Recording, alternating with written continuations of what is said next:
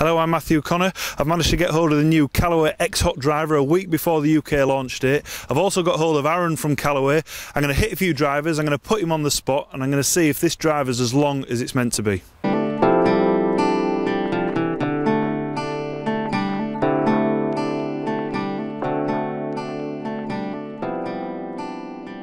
So here it is, the new Callaway X Hot Driver. So Aaron, can you tell me why this driver's longer than your previous drivers? Yeah, sure.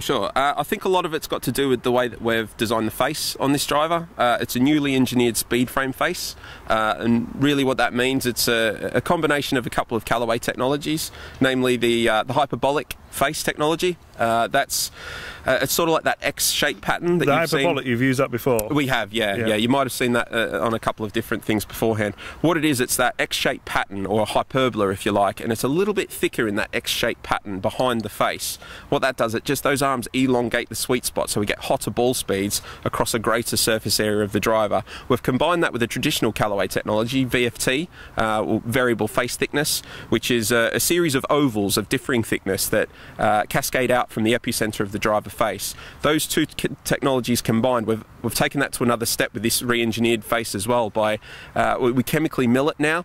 What that means is we take that titanium face and we drop it into a vat of acid, and we do that 3 times with 3 different dilutions of acid.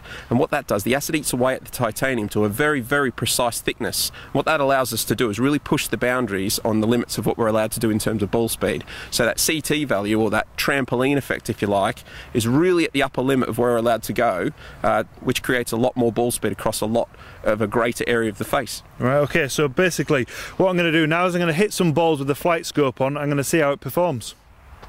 So I've got the flight scope switched on. Let's have a try with this first one.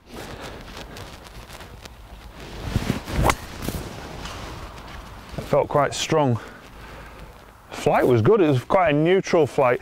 Once I looked down at it though, it looked very much like the old Great Big Bertha in look, and you've got the few graphics on the top, but the actual look of it did remind me of the good old days of the Great Big Bertha. Let's have another try.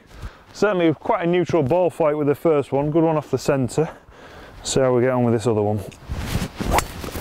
That felt good. You'll be able to tell just by the readings, just turn over a little bit right, but it felt good off. It was getting another centred hit.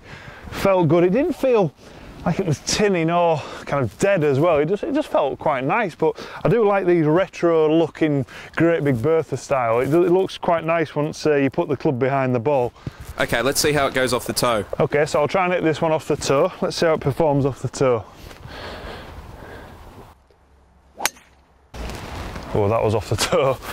You'll be able to tell there where I just caught it just off the top of the toe. I didn't really strike that one at all. You'll be able to tell by the readings though, it did set off that little bit further right of target and then just moved back, and it still felt quite good. It still felt quite strong as well. Okay, let's just try. I'm going to try and just work this one a little bit left to right, see if I can get a little bit of fade on it, just see how easy it is.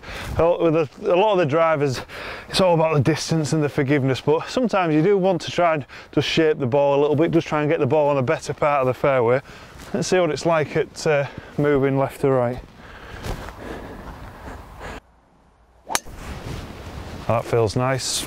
Just moving over, you'll be able to tell on the flight scope is just moving over a little bit left to right. So yeah, it's quite easy to manoeuvre. Now you do actually have the cog on the shaft as well that you see on the Razorfit Extreme, so it's quite easy to swap over. Basically you've got a standard club face position, slightly open and closed as well. So if I just move this one onto closed, it's quite quick to do. You should be able to see the ball just finish left to target now on this one. Now, feel wise, once I had hold of it, it feels quite nice. This is just with the standard Project X, but they do have other shafts as well. This is just like the mid-flight trajectory. What other shafts do they have, Aaron? Yes, you're right, Matthew. That is the standard flight that we'd see out of that shaft, the Project X Velocity. If we're looking for a slightly lower ball flight, we can employ the Grafaloy Pro Launch Red. If we're looking for a slightly higher ball flight, we can employ the Grafaloy Pro Launch Blue. Okay, so let's have a try now with a slightly closed setting, and you can actually see a difference as well. Once the club is down around that standard setting, it does feel slightly closed as well. So this should just work over a little bit left for me. That's another good one. I'm swinging it good today. Another one bang out the centre. You'll be able to tell by the readings it's just finished a little bit left to target. So yeah, that's good, that's good. So If you're looking for a powerful driver, something that's going to get the ball out there as far as you can, plus it's still got a little bit of adjustability, so there are lots of technology that's gone into that. It's definitely worth having a go with the X Hot Driver from Callaway. I hope you've enjoyed my review of the new Callaway X Hot Driver. If you have, then please give me some thumbs up. If you'd like me to review any more equipment, then place some comments below or inbox me. It's been nice to have Aaron down. Thanks, Aaron, for coming today. Thanks, Matthew. Thanks for watching.